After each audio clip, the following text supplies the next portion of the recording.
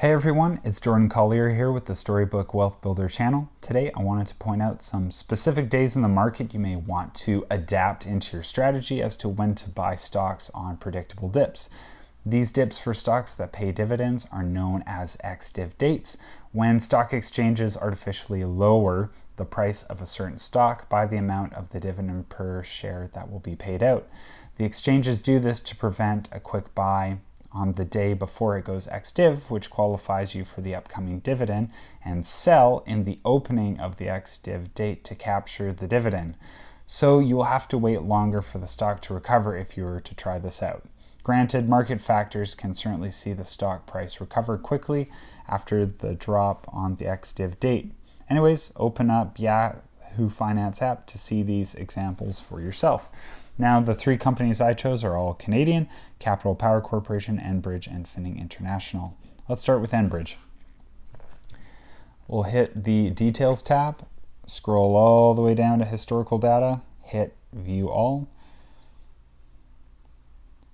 Now, in this history prompt, a couple columns we want to keep in mind are the opening in the first column, the close in the fourth column, and the adjusted close in the fifth column. So we'll head all the way down to the most recent dividend paid out.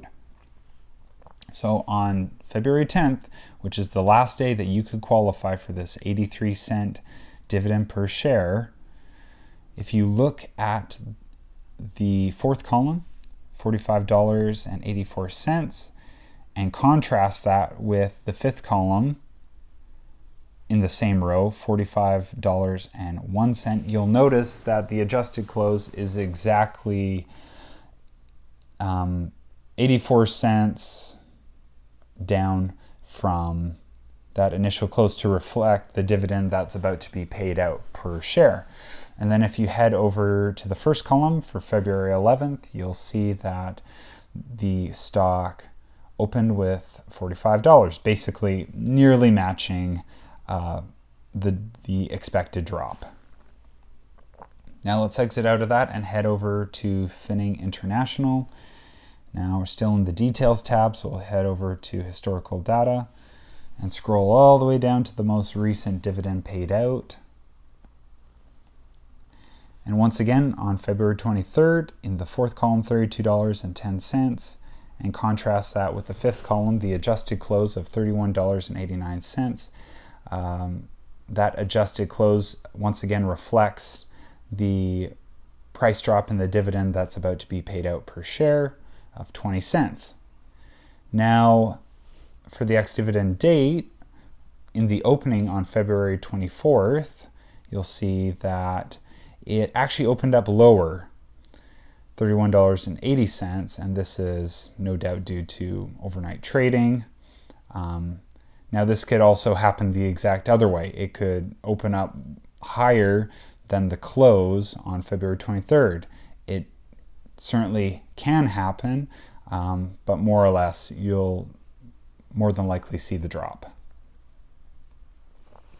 Now, for the last example, we'll head over to Capital Power Corporation and scroll all the way down to Historical Data once again. And we'll go to the most recent dividend once again. And what you'll see again in the fourth column on the close is $36.03, with the adjusted close reflecting the dividend per share paid out of $35.52. Now on the opening, on the ex-dividend date of December 30th, you'll see $35.65, which is a 13-cent increase.